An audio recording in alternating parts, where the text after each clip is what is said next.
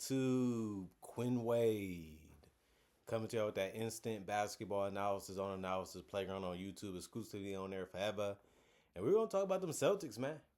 Celtics geared up for me because we got the win without Jaylen Brown. No Tatum either. No problem against the Bucks with Giannis, who made a return in this game and played some decent basketball. Celtics beat them 108-81. Celtics lead the season series 2-1 against the Bucks. We play against them one more time before the playoff time start, but it doesn't look like we're going to play against them in the playoffs, but you never know. The Celtics go to 41-20 and 21-11 on the road, and then 26-34 is the Bucks now, and they're 14-15 at home.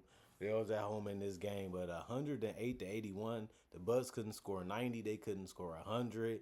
They got blown out the waters because that first quarter the Celtics won it 30-20. They also won the second quarter 27-23. They won the third quarter 26-22, and then they won the fourth quarter 25-16, beating them every single quarter, outplaying them, and had fun doing it too. Everybody in the starting lineup for the Celtics scored in double figures. Sam Hauser played 29 minutes. He had 14 points. He went 5 of 9 from the field, 4 of 8 from 3. The jump shot was really going well for him. Even some tough ones he took was going in. That's the type of night it was for the Celtics. 4 rebound, 1 assist, 1 turnover, 1 steal in the block. 1 offensive rebound, 1 personal foul, was a plus 16 and plus minus. Vucevic was scoring in the paint, didn't really have as much success outside of it. He went 0 of 4 from 3. He did go 5 of 12 from the field. He ended up getting 10 points in 26 minutes. It's good to have a guy like that can step in and still give you space and screen setting and scoring, even in the paint. He also had 5 rebounds, dished out 7 assists because of his handoffs and just finding a way to keep the ball moving if he have a shot that he liked. No turnovers in the block. He had 4 personal fouls and was a plus 25 and plus minus. Derek White, 34 minutes, 18 points. He went 5 of 18 from the field and 4 of 12 from 3, but he did go 4 of 4 from the free throw line and had 9 assists. Didn't shoot the ball that great. Had a lot of rush shots, a lot of forced shots in this one. And he also didn't finish as well in this one either. But the playmaking helped out the offense a lot. They needed somebody to make their plays for them or find them in some good spots. Since we didn't have Brown in it, somebody had to up the ball handling duties. And Derek White and Peyton Pritchard did a good job of that in this one. 2 turnovers for Derek White. He also had a steal, no personal fouls, and was a plus 31 and plus minus.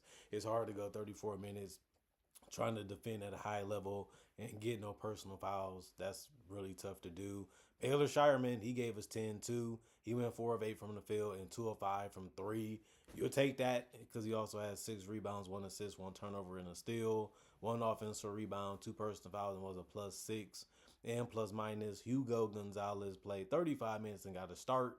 He had 18 points. That was tied for the most in the starting lineup. He went 7 of 15 from the field, 3 of 8 from 3, and 1 of 3 from the free throw line. Everybody kind of missed some easy ones on the Celtics team tonight. He did have 16 boards, and that was the most on the team, and that was game high in this one, which was good because it ended up being the Celtic that did it. 1 assist, 1 turnover. He also had 3 steals and 2 blocks. You know you want him on the court as long as you can when guys are missing out because he's a good defender. He's a good floor spacer, and he can get out in transition even if it's him creating that opportunity.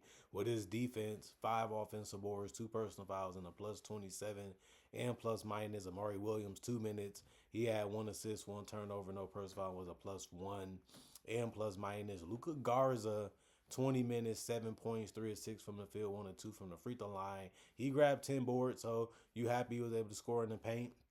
You're happy that he was able to grab a lot of rebounds in a short amount of time.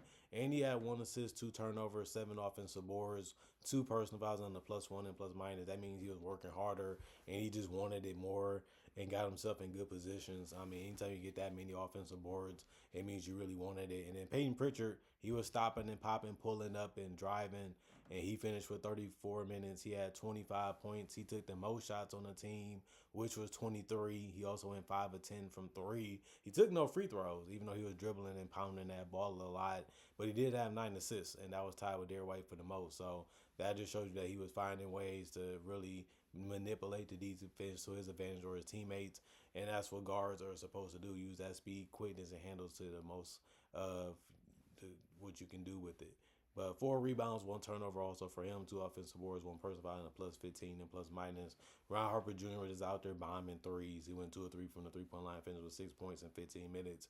He had 1 rebound, 1 turnover, and a steal, 1 personal foul, and was a plus 3 and plus minus. John played 2 minutes. He didn't do anything but get a plus 1 and plus minus. Jordan Wash attempted the shot, but he missed it. But he did get 7 boards. That was really strong because that's a fundamental thing you have to do to win games. And he was able to do a good job helping the team on that area of the court. He did have 1 assist, no turnovers, 2 personal fouls, and was a plus 8 and plus minus with 3 offensive boards. And then Max played 2 minutes. He didn't score a basket or do anything but get a personal foul and finish as a plus 1 and plus minus. And then you look at them Bucks. Everybody played besides Kyle Kuzma. Giannis comes back. He plays 25 minutes. He had 19 points. He went 7 of 18 from the field, 0 of 2 from 3, 5 of 7 from the free throw line. The jump shot really wasn't working for him, but the finishing was, and that's what he's really great at. And he got a double-double still with 11 boards. He had 2 assists, 3 turnovers, and a block. He also had 4 offensive rebounds, and the personal foul was a minus 16 and plus minus. We liked it to swarm him. We wanted him to take his steps early.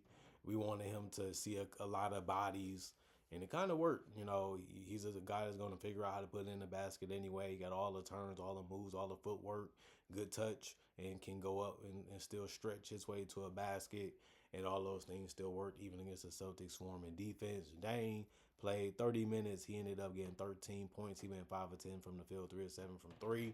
He can pull up, and he's so tall and so big that it's hard to guard it, especially when you rather him shoot a jump shot until you start making them, which he's been doing a good job of lately. 1 rebound, 2 assists, 1 turnover, 1 personal foul, and a minus 8 and plus minus. Miles Turner needed to do more. He played 19 minutes. He only went 1 of 6 from 3 and 2 of 2 from the free throw line for 5 points. He only grabbed 4 rebounds, which is not that bad for him in that amount of time. But he did also get 3 assists, 1 turnover, and a block. He also had 2 personal fouls and was a minus 6 and plus minus. Kevin Porter Jr., 31 minutes, 8 points. He went 3 of 6 from the field. He had a quiet night for his standards and what he's been doing for them this year. He only made a 3 and went 1 of 2 from the free throw line. He did have 4 rebounds, 2 assists, but he still did have 3 turnovers and 3 personal fouls. But he did also end with 3 steals and was a minus 8 and plus minus. And AJ Green, he took threes, but that was tough, and he couldn't make them. He went 0 of 3 from the 3-point line. He did have 4 rebounds, no turnovers, no personal fouls. 1 offensive board was a minus 4 and plus minus. Bobby Portis, 23 minutes. That ended up being a real good amount for him because he did score 12 points and he did it efficiently. 4 of 7 from the field, 3 of 4 from 3, 1 of 2 from the free throw line. He actually was the only guy to get double figures in any statistical category off the bench for the Bucks. He did have 1 rebound, 1 assist, and no turnovers, no personal foul, and was a minus 21 and plus minus. His jump shot was going very, very good in this one, and that's what make him tough. He can post you up, he can hit a mid-range, he can hit a 3, he can drive a little bit, he can hit a floater, so he's a tough cover.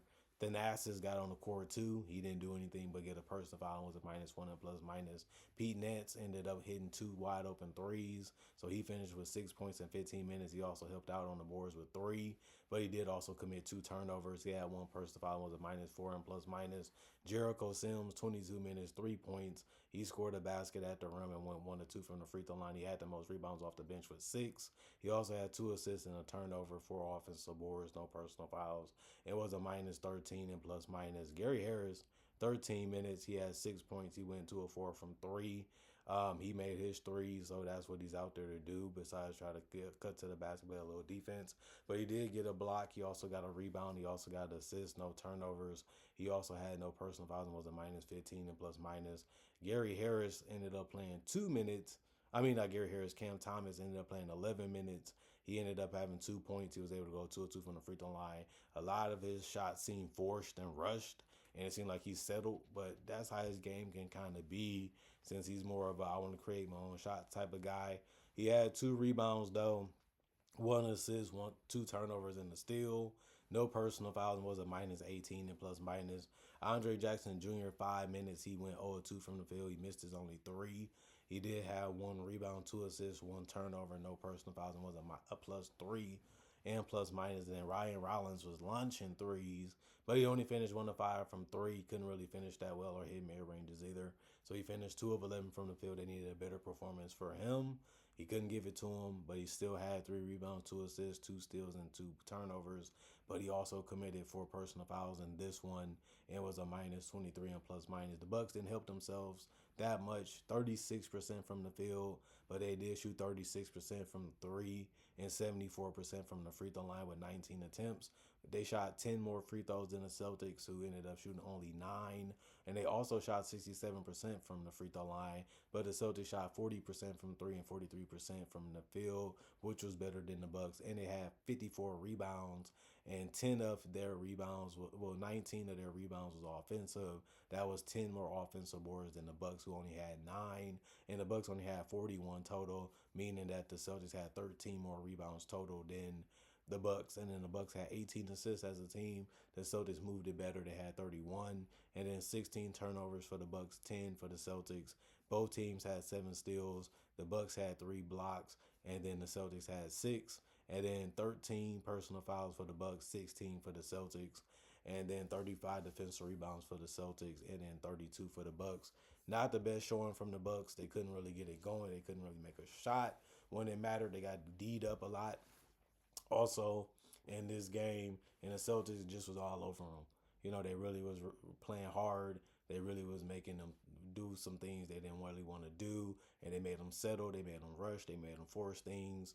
Celtics got caught slipping a couple times. They got caught rushing. They missed layups. They turned the ball over. They got in their own head a little bit, and they started to settle down and started playing the game of basketball the right way again before the game was over. And then they was able to keep the lead up by double figures, and then was able to ride into the sunset with a victory in this one, because it was easy after that. Joe Mazzulla like, calm down. We know how to score. We know how to play. Let's get back to doing that before it get out of control and they come back and beat us at home. And that was a good thing for him to do, is call those timeouts to just give them a chill pill and say everything's going to be okay. Everything's going to be all right. We're going to get it done, and we're going to beat this team like we should be able to do based off how we was playing the entire game against them. Other than that, comment, like, subscribe, share, hit that notification bell to get the analysis when it first come out. Y'all stay blessed up. Y'all stay good. Peace. And I'll see y'all later today, hopefully with more analysis.